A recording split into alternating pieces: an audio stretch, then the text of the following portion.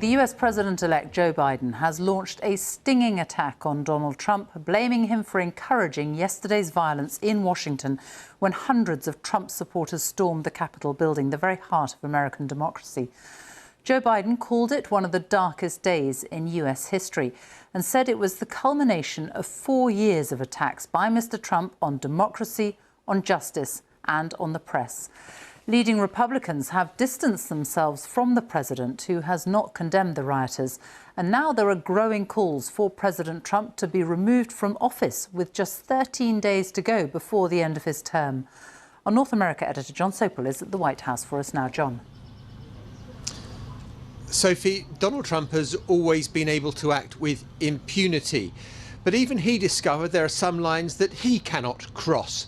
There has been a furious backlash to what happened yesterday and a lot of the blame attaching to him. There have been White House resignations, a cabinet member has gone, and the former Attorney General said he has betrayed his office. They can clean, they can repaint and put papers back in filing cabinets. They can easily spruce the place up. But none of it will remove the stain on American democracy. The Trump-supporting, Trump-inspired rioters in what's being described as an attempted insurrection have certainly left their mark. Who's out? The mob that descended on the Capitol building probably couldn't believe how easy their task was. Outer security cordons crumbled. The thin blue line turned out to be painfully so. And if you want one image to highlight the inadequacy of the police response, just look at this officer endlessly retreating one staircase at a time. Or in the chamber, plainclothes officers having to resort to barricading the doors, their weapons drawn to stop the rioters from entering. These are scenes that have played out in tin pot regimes around the world.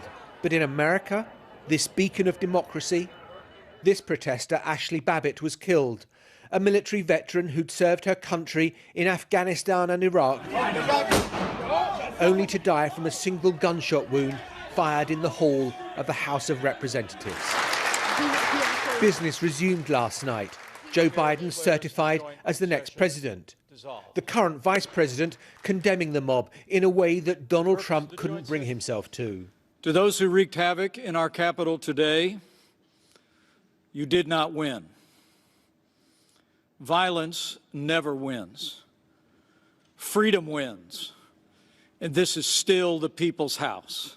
And today the president-elect made clear who he held responsible for last night's events. The past 4 years, we've had a president who's made his contempt for our democracy, our Constitution, the rule of law clear in everything he has done. And yesterday was but the culmination of that unrelenting attack. Oh, there we go. But why was security so lax? It's not as though anyone was caught unaware. This overwhelmingly white crowd was treated with kid gloves. Police seemingly posing for selfies with the protesters. But this is what Washington looked like last summer when Black Lives Matter protesters came to the Capitol after the death of George Floyd. The difference couldn't be more striking. And then there's the role of the president himself in inciting this coup attempt. We're going to walk down to the Capitol. That seemed to appall those who've stood by the president. Rumours swirled that his fellow cabinet members might try to invoke the 25th Amendment and forcibly remove him from office. Maybe in response to that threat, Donald Trump finally, through an aide, issued this statement in the middle of the night. Even though I totally disagree with the outcome of the election and the facts bear me out, nevertheless, there'll be an orderly transition on January the 20th. Donald Trump couldn't tweet it out because his account had been suspended, and today Facebook announced that it was indefinitely blocking his account, a hugely significant move. And the Democratic Speaker of the House, Nancy Pelosi, whose office was yesterday occupied by this protester, is upping the pressure. I joined the Senate Democratic leader in calling on the Vice President to remove this president by immediately invoking the 25th Amendment. If the Vice President and the Cabinet do not act, the Congress may be prepared to move forward with impeachment. 4 years ago at his inauguration on the steps of the Capitol, Donald Trump promised that the American carnage, as he called it, would end right here, right now. But last night, this is what his legacy looked like. John Sopel, BBC News, Washington. Well, the apparent ease with which Trump supporters were able to storm Congress has raised serious questions about security in Washington. Our correspondent Aleem Maqbool has been speaking to some of those caught up in the chaos last night. No remorse, no guilt, no regrets. Those who travelled to Washington from across the country to protest are today sightseeing. Yesterday had to happen. The shock and disgust is felt elsewhere, not here. How do you feel about it all? I feel very privileged that I was a part of yesterday. I fight for freedom and democracy. Even with everything that happened? Yes, even with everything that happened. We had the greatest president in our lifetime doing everything he could do, sacrificing his golden years to make this country what it should be and what it always has been. He sacrificed so much, and that's why you've seen so many people here. They realize that. In those fateful hours, they'd been incited to march on the Capitol by Donald Trump. Those who forced their way into the building, believing they had the right to overturn the election result. That is just not how things are done in this country. Right. Lawlessness, storming buildings even, and that's what's happened This today. nation wasn't founded on civility. This nation was founded on revolutionary activity. We became civil after the government realized that they got overwhelmed. So what happens now? I guess now we wait and see if they take us seriously, because they saw how easily we were able to breach their defense.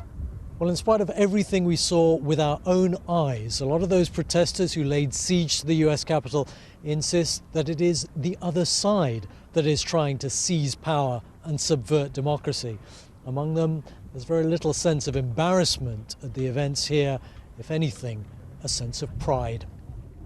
Proud especially that they caused politicians to cower in Congress. I've never had a panic attack, but I think that's what I was having. My heart was pounding very, very hard. I was having a little bit of trouble catching my breath, and I felt almost paralyzed. David Hartford Jr. works at the Capitol building and lives close by. It was scary, and when I got up this morning, I was like, maybe I should just stay inside all day. I really had that thought of, am I going to be just attacked for just going and paying bills? Like, that's a scary thought to wake up with in the morning. Life, of course, goes on, but many Americans have been left numb by events here. Others, though, those involved, have clearly been energized. Aleem Maqbool, BBC News in Washington. Well, our correspondent Lebo Diseko was in the Capitol Hill complex when the violence broke out yesterday, and she joins us now and give us a sense of what it was like and what the mood is like now. Well, I was standing in this very same spot, broadcasting live on air when police came through and told all the media that they had to move for our own safety. We were taken through to a tunnel which adjoins this building to the main Capitol building, and eventually to a cafeteria where we were locked down for several hours. We were with people that work here, watching those scenes play out on TV, and they were telling me just how painful it was to watch. They have friends that work here, friends even in the police, and they were worried about them in danger. Today, very much a sense of a city taking stock of what happened the day before. Joe Biden and even Michelle Obama really issuing quite powerful statements, comparing also the treatment of Black Lives Matter protesters by police to the treatment of Donald Trump supporters yesterday, and asking questions about how those people were able to get into these buildings. Lebo Diseko on Capitol Hill. Thank you. Well, the Prime Minister, Boris Johnson, has condemned the violence in Washington last night and said President Trump was completely wrong for encouraging people to storm the building and cast doubt on the election result. Leaders around the world have widely criticised the riots, as our diplomatic correspondent James Landale reports.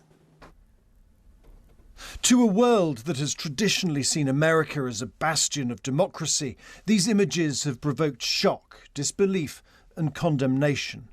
And to a Prime Minister who made it his business to get close to Donald Trump, it was a moment to cut loose. He encouraged people to storm the Capitol, and insofar as the president consistently has cast doubt on the outcome of a free and fair election, I believe that was completely wrong. I think what President Trump has been saying about that has been completely wrong, and I unreservedly condemn encouraging people to behave in the disgraceful way that they did in the Capitol. Some leaders tried to rally support. What happened today in Washington, D.C. is not America, definitely. We believe in the strength of our democracies. We believe in the strength of American democracy. But Germany's foreign minister compared last night to the burning of the Reichstag in 1933 that the Nazis used as an excuse to seize power. And the Chancellor pointedly blamed Mr. Trump. Doubts about the election outcome had been stoked, she said, and that created the atmosphere that made the events of last night possible. China's foreign ministry compared the chaos at the capital to the storming of Hong Kong's parliament in 2019, when a spokeswoman noted dryly, no one died. We hope, she said, that the American people can enjoy peace, stability and security as soon as possible. Iran's president said democracy had left America fertile ground for populism that had led the country to disaster.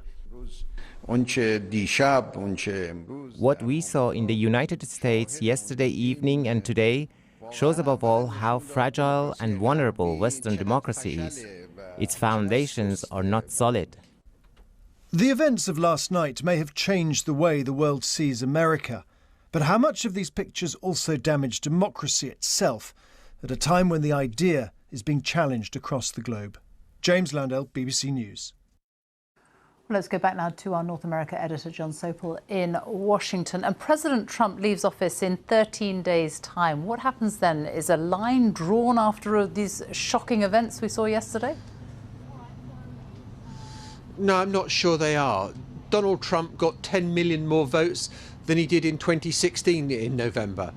There are millions of Trump supporters who probably are applauding what happened yesterday, and the sense that I have in Washington is that people are unrepentant, and it's like people are talking two different languages. If you hate Donald Trump, you think the election was fair and reasonable and everything unfolded in a proper manner, and if you're one of the Trump supporters who on social media and in this ecosystem all you're getting is a diet of fraud and lies and deceit and rigged voting machines, then you don't believe it. And when we spoke earlier, Sophie, I was being heckled by some Trump supporters. I tried to engage with them after we'd done our live, and I said, look, but the Attorney General has said it was safe, the head of cybersecurity said it was safe, the judges have said it was safe, appointed by Donald Trump, Republican lawmakers have said it was safe, and they see that as part of the conspiracy that is trying to rob them and pull the wool over their eyes. And I think getting people to calm down will be Joe Biden's biggest task when he becomes president.